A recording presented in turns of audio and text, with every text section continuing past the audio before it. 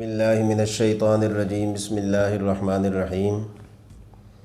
انما یرید اللہ لیذہب عنکم الرجس اہل البیت ویطہرکم تطہیرا صدق اللہ العظیم۔ ان اللہ وملائکتہ یصلون علی النبی یا ایہا الذین آمنوا صلوا علیہ وسلموا تسلیما۔ اللہم صل علی سیدنا و مولانا محمد وعلی آل سیدنا و مولانا محمد وبارک وسلم تسلیما۔ محترم سامعین، آج کی نشست میں ہم آپ کے سامنے محرم الحرام کی مناسبت سے فضائل اہل بیت کے متعلق چند معروضات گوش گزاریں گے، کیونکہ یہ اسلام کا اسلامی سال کا پہلا مہینہ بھی ہے اور اسلامی سال کے پہلے مہینے کے پہلے دن سے ہی جان کی قربانی کا آغاز بھی ہو جاتا ہے۔ اگر آپ نے پچھلی نشست ہماری سماعت فرمائی ہوگی تو اس میں ہم یہ بتا چکے ہیں کہ یکم محرم الحرام کو اسلام کے دوسرے عظیم جرنیل خلیفۃ المسلمین والمؤمنین سیدنا حضرت عمر بن خطاب رضی اللہ تعالیٰ عنہ کی شہادت ہے، اور محرم کے ساتھ ہی نواسۂ رسول صلی اللہ علیہ وآلہ وسلم سیدنا امام حسین رضی اللہ تعالیٰ عنہ کی قربانی کا ذکر شروع ہو جاتا ہے۔ تو اس لحاظ سے سیدنا امام حسن امام حسین رضی اللہ تعالیٰ عنہما کے متعلق انشاءاللہ آنے والی نشستوں میں روشنی ڈالی جائے گی۔ آج میں فضیلت اہل بیت کے بارے میں چند معروضات پیش کرنا چاہتا ہوں کہ قرآن کریم نے 22ویں سپارے کے پہلے رکوع میں یہ ارشاد فرمایا، انما یرید اللہ لیذہب عنکم الرجس اہل البیت۔ اللہ تعالیٰ فرماتے ہیں کہ ہم نے اہل بیت سے ناپاکی کو دور کر دیا ہے، یعنی ایک تو یہ ہوتا ہے کہ اللہ تعالیٰ انسان کو فرمائے کہ تو برائی سے دور رہ، گناہ سے دور رہ، گندگی سے دور رہ۔ اللہ تعالیٰ انسان کو کہتا ہے کہ گناہوں سے دور رہو، برائیوں سے دور رہو، لیکن جب اہل بیت کا ذکر ہوگا، جب پیغمبر صلی اللہ علیہ وآلہ وسلم کی ازواج مطہرات کا ذکر ہوگا، جب آل رسول صلی اللہ علیہ وسلم کا ذکر ہوگا، جب نواسان پیغمبر صلی اللہ علیہ وسلم کا ذکر ہوگا، جب سیدنا حضرت علی اور سیدہ طیبہ فاطمہ الزہرا سلام اللہ علیہا کا ذکر ہوگا، تو وہاں یہ نہیں کہا جائے گا کہ گناہوں سے دور رہو یا برائیوں سے دور رہو، بلکہ وہاں یہ کہا جائے گا، برائی کو کہا جائے گا کہ ان سے دور رہ، برائی سے کہا جائے گا کہ اہل بیت سے دور رہ، برائی سے کہا جائے گا کہ اللہ کے نبی صلی اللہ علیہ وسلم کی آل اولاد سے دور رہ، کیونکہ وہ اس قدر مقدس ہستیاں ہیں،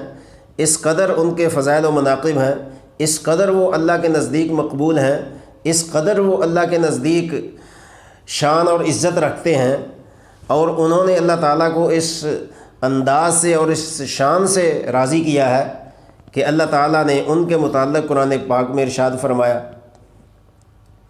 دوسری جگہ اللہ تعالیٰ نے فرمایا، یا ایھا النبی قل لازواجک، کہ اے نبی صلی اللہ علیہ وآلہ وسلم اپنی ازواج کو، اپنی بیویوں کو یہ فرما دو، اور وبناتک اپنی بیٹیوں کو فرما دو، ونساء المؤمنین ان کے بعد پھر عام عورتوں کو بتا دو۔ کیا بتا دیں؟ کہ لوگوں سے پردہ کیا کریں، غیر محرموں سے پردہ کیا کریں، یہ پردے کا حکم سب سے پہلے اللہ تعالیٰ نے اپنے نبی علیہ السلام کی ازواج کو دیا، پھر بیٹیوں کو دیا، اور ان کی برکت سے تمام عالم کی عورتوں کو دیا۔ یہاں یہ بات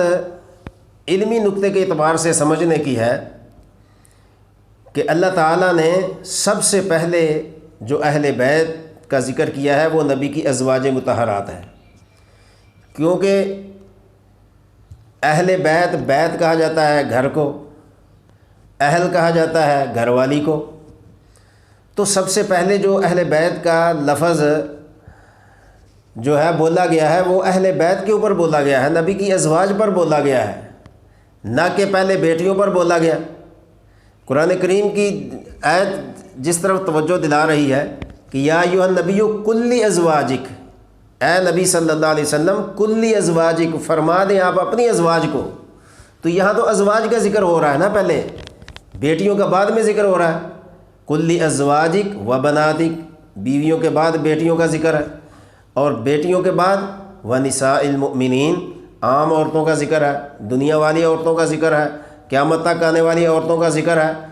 کیا کہ اللہ نے جس طرح اللہ کے نبی کی بیویوں کو پردے کا حکم دیا، اللہ کے نبی کی بیٹیوں کو پردے کا حکم دیا، اسی طرح ونساء المؤمنین، ان کی برکت سے تمام عالم کی عورتوں کو پردے کا حکم ملا۔ تو یہ اہل بیت ہیں جن کو اللہ تعالیٰ نے فرمایا کہ یہ اتنے مقرب ہیں، اللہ تعالیٰ کے اتنے قریب ہیں کہ ان کی وجہ سے تمام عورتوں کو پردے کی فضیلت ملی۔ دوسری بات یہاں سمجھنے کی یہ ہے کہ اہل بیت اللہ تعالیٰ نے نبی کی بیویوں کو فرمایا، اور ساتھ ہی یہ فرمایا کہ اے نبی کی ازواج، ہم نے آپ کو نبی کی وجہ سے عزت دی ہے، اپنے نبی کی وجہ سے آپ کو احترام ملا ہے، ورنہ عورتیں تو اور بھی ہیں دنیا میں، ان کا نام لے کر تو نہیں اللہ نے ذکر کیا قرآن کریم میں، بلکہ جو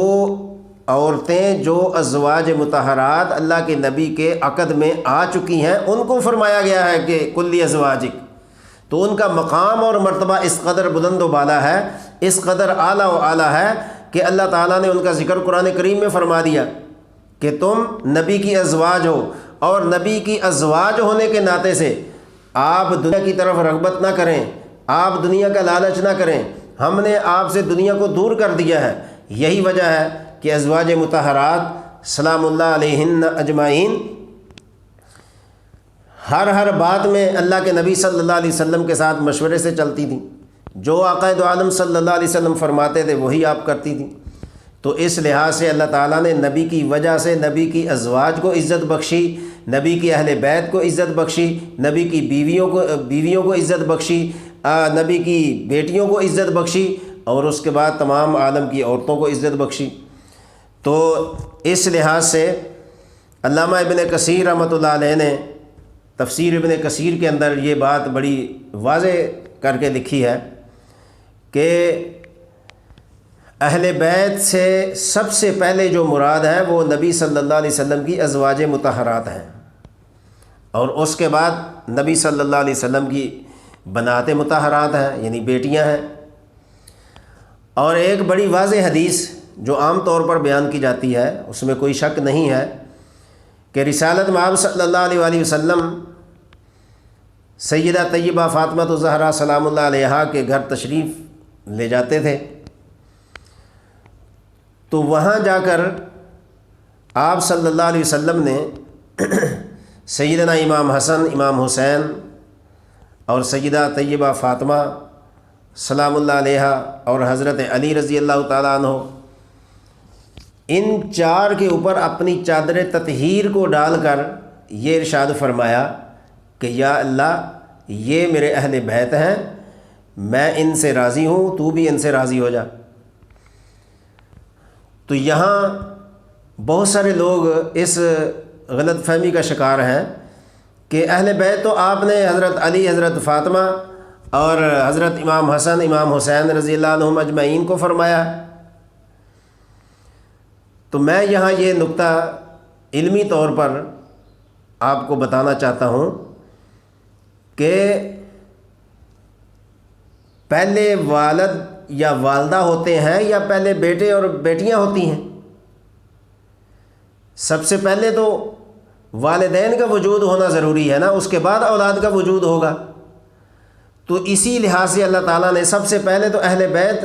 نبی علیہ الصلاۃ والسلام کی ازواج مطہرات کو فرمایا، اس کے بعد آپ کی بیٹیاں اور دوسرے اہل بیت ہیں۔ تو یہاں جو ہے آقا دو عالم علیہ السلام نے فرمایا کہ یہ میرے اہل بیت ہیں، تو اس کا مطلب یہ نہیں ہے کہ آپ کی بیویاں اہل بیت نہیں ہیں۔ اس کا مطلب یہ ہے کہ پہلے ازواج مطہرات ہیں، پھر بنات مطہرات ہیں۔ تو یہاں یہ بات سمجھ لینا ضروری ہے کہ کچھ لوگ صرف اور صرف انہی چار کو اہل بیت سمجھ کر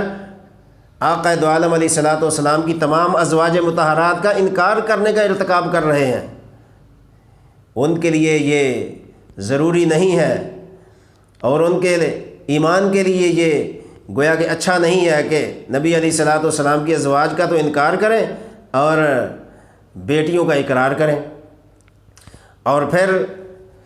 سرکار دو عالم صلی اللہ علیہ وسلم نے تو یہ فرمایا کہ قل لا اسألکم علیہ اجرا الا المودہ،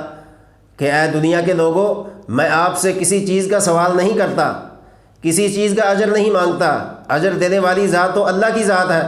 تو میں کسی اجر کا سوال نہیں کرتا۔ آپ کو میں نے نماز کے احکام، روزے کے احکام، حج کے احکام، زکوٰۃ کے احکام، پورے کا پورا اسلام آپ کو دے دیا، لیکن کسی اجر کا سوال نہیں کیا۔ اگر اجر کا میں سوال کرتا ہوں تو صرف اور صرف یہ کہتا ہوں کہ میرے اہل بیت سے محبت کرو،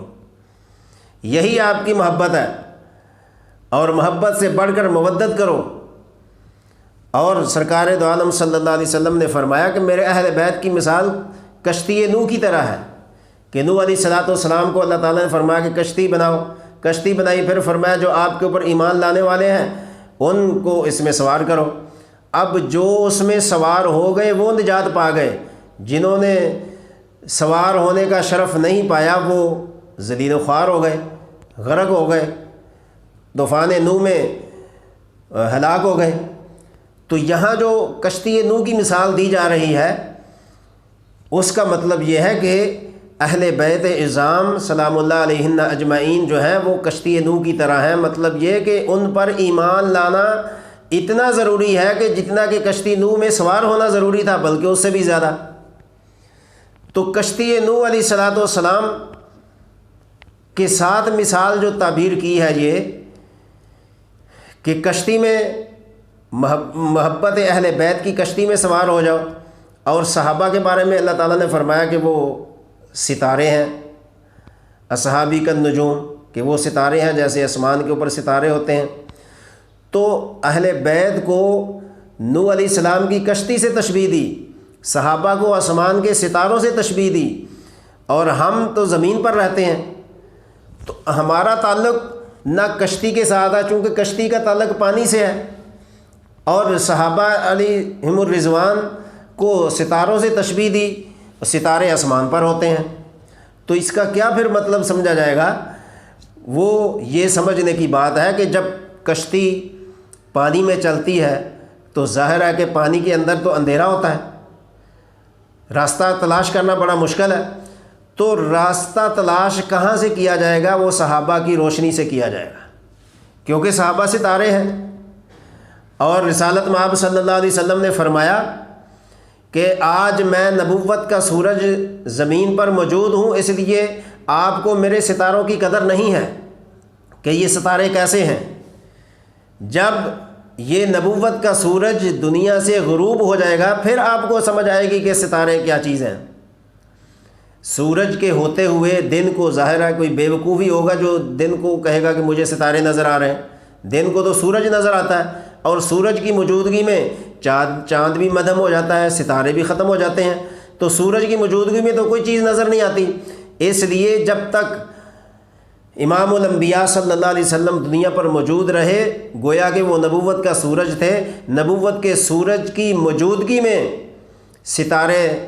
نظر نہیں آتے، اور ستاروں کی قدر و منزلت کا پتہ نہیں چلتا۔ ستاروں کی قدر و منزلت کا تب پتہ چلتا ہے جب سورج غروب ہو جاتا ہے، جب رات کا اندھیرا چھا جاتا ہے، جب تاریکی چھا جاتی ہے، جب رات شباب میں ہوتی ہے، تب ستاروں کا پتہ چلتا ہے کہ ستارے نظر آ رہے ہیں۔ پھر ستاروں کی روشنی سے ہم ہدایت پاتے ہیں، راستہ تلاش کرتے ہیں۔ تو بالکل اسی طرح آقا دو عالم صلی اللہ علیہ وسلم نے فرمایا میرے اہل بیت کشتی نوح کی طرح ہیں۔ جب یہ اہل بیت کی کشتی، جب یہ محبت کی کشتی، جب یہ اہل بیت کہ کشتی پر سوار ہو کر تم پانی میں چلو گے تو وہاں چونکہ لائٹیں نہیں ہوں گی، وہاں سورج نہیں ہوگا، وہاں روشنی نہیں ہوگی، تو پھر روشنی کہاں سے حاصل کرنی ہے؟ صحابہ سے حاصل کرنی ہے۔ تو صحابہ اس وقت نظر آئیں گے جب نبوت کا سورج غروب ہو جائے گا۔ یہی ہوا، جب نبوت کا سورج غروب ہوا پھر پتہ چلا کہ ابو بکر کی صداقت کا ستارہ کتنا بلند ہے، فاروق اعظم کی عدالت کا ستارہ کتنا بلند ہے،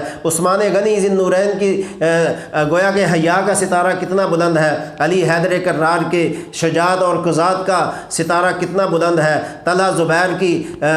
زبیر کا ستارہ کتنا اونچا ہے، اور امیر معاویہ کا ستارہ کتنا بلند ہے، اور کون سا ستارہ زیادہ نظر آ رہا ہے، کون سا کم نظر آ رہا ہے۔ یہ سارے ستاروں کا پتہ اس وقت چلا جب نبوت کا سورج غروب ہو گیا۔ تو یہاں ہمیں یہ بات سمجھنے کی ہے کہ محبت اہل بیت کی کشتی میں سوار ہوں، پھر صحابہ کے ستاروں سے روشنی حاصل کریں، ہدایت حاصل کریں، پھر جا کے ہم کامیاب ہوں گے۔ اگر صرف اہل بیت کی کشتی پر تو سوار ہوں گے، محبت اہل بیت کی کشتی پر تو آئیں گے، لیکن اگر ستاروں سے روشنی نہ ملی تو پھر اندھیرا ہی اندھیرا ہوگا، ہم راستہ تلاش نہیں کر سکتے، ہدایت تلاش نہیں کر سکتے۔ ہاں، ہدایت اس وقت ملے گی جب صحابہ کی ہدایت سے روشنی حاصل کریں گے۔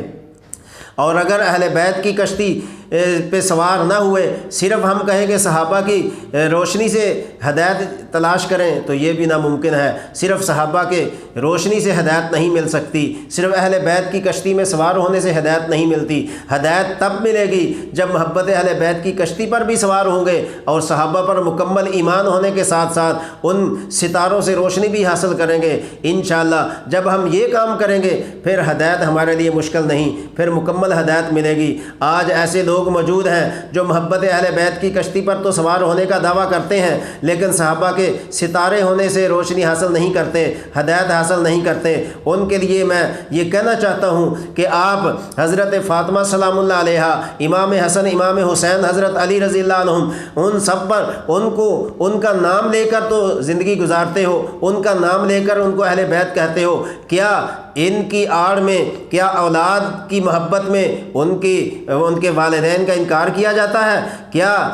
حضرت عائشہ رضی اللہ تعالی عنہا کا اس لیے انکار ہے کہ وہ صدیق اکبر کی بیٹی ہے؟ حضرت حفصہ کا اس لیے انکار ہے کہ وہ فاروق اعظم کی بیٹی ہے؟ یہ نہیں ہوگا، اس طرح ایمان مکمل نہیں ہوگا، اس طرح ہم ایمان دار ہونے کا دعوت نہیں کر سکتے۔ لہٰذا دوستو، ضروری ہے کہ ہم اہل بیت کی محبت کی کشتی میں سوار ہونے کے ساتھ ساتھ صحابہ اکرام پر مکمل ایمان لائیں، تمام صحابہ پر ایمان لائیں کہ تمام صحابہ ہدایت یافتہ ہیں، ہدایت اللہ نے ان کا مقدر کی ہے، جنت کے ان کو وارث بنا دیا ہے، قرآن میں ان کو ایماندار ہونے کا سرٹیفکیٹ دے دیا ہے۔ تو جب تک اس معیار کا ایمان نہیں ہوگا تو اس وقت تک ہمارا ایمان قابل قبول نہیں۔ قرآن نے بھی یہی کہا ہے، فَإِنْ آمَنُوا بِمِثْلِ مَا آمَنْتُمْ بِهِ فَقَدْ اهْتَدَوْا، کہ اے ایمان والو تم ایمان ان جیسا لاؤ جیسا جن کا ایمان اللہ کی بارگاہ میں قبول ہے، اور وہ صحابہ اکرام ہے۔ تو دعا ہے کہ اللہ پروردگار ہم سب کو محبت اہل بیت کی کشتی میں